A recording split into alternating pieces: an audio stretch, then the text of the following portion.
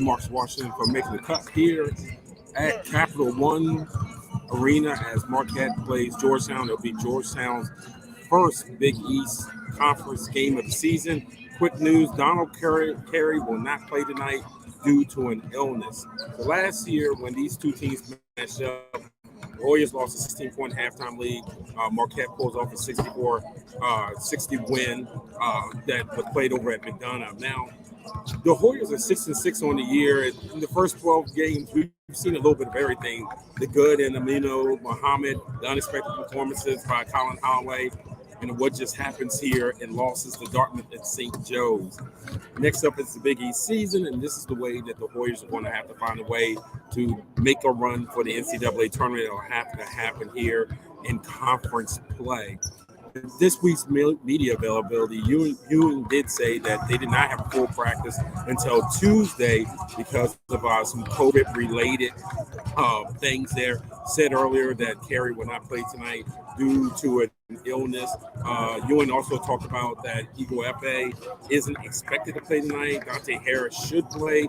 Kobe Clark has been back to practicing now. Other news this week included Wayne Bristol Jr. announcing on Twitter that he was coming to Georgetown. Bristol is a transfer from Howard. He was 2019-2020 MEAC Rookie of the Year.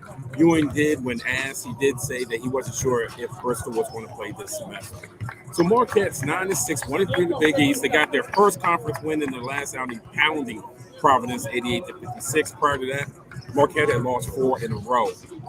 Now, the Golden Eagles do have some people in the DMV field, but those who are familiar with the Atlantic 10 and George Mason Patriots, Tyler Kolek is here. He was the Atlantic 10 Rookie of the Year last year for the Patriots. He plays for Marquette now. I think he leads the team in assists. Also, former Maryland Terp Daryl Marcel is here playing for Marquette. He transferred in as graduate transfer. He was last year's Defensive Player of the Year. Baltimore native Justin Lewis leads Marquette in scoring and rebounding. Lewis has been in double digits 13 out of 15 Marquette games. He has 4 double-double a year. So that's kind of the tie-in with Marquette to the DMV. I know some of you guys probably do not consider Baltimore as part of the DMV, but work with me. Keys for Georgetown tonight is contain Marquette's three-point shooting. The Golden Eagles make a little bit over 8 3-pointers per game. They don't shoot particularly well, 32.3%. Now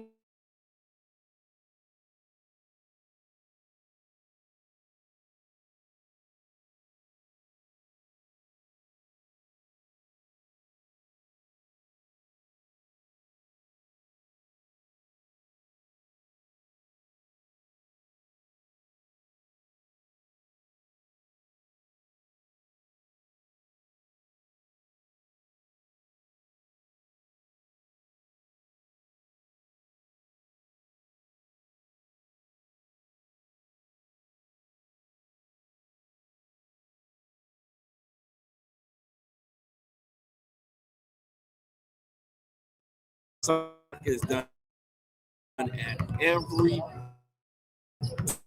turn, and they want to speed you up. They want to get the ball in hands that aren't used to having the ball in. They want to have you 4 shots at the end of the shot clock. It's more than just the turnovers. They want to get you out.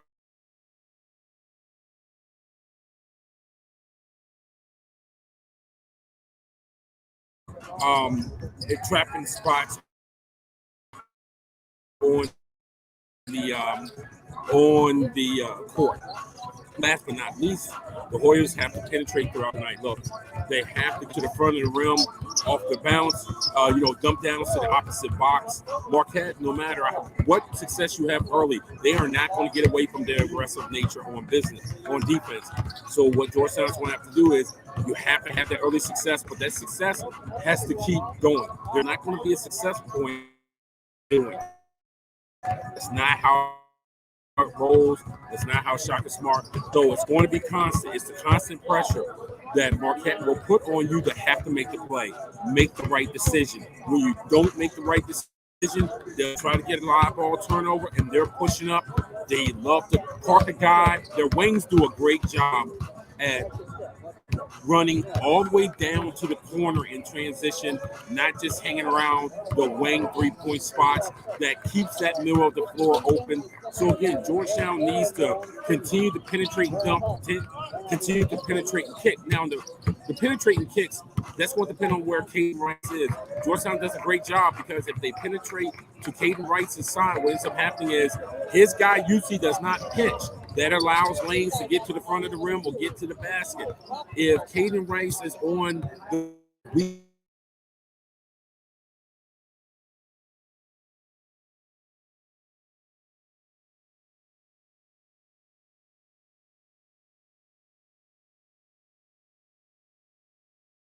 corner for the three. So there's a couple of things you can do to get Rice involved off of penetration. So again, Georgetown Marquette, 6:30 on FS1. As we said at the very beginning, there will be no Donald Carey tonight for the Hoyas. We'll see if Eagle FA plays, but from what we got from Ewing earlier in the week, I don't expect for him to play. And to my knowledge, there are no injuries on Marquette's side. So we'll see at 6:30 on FS1.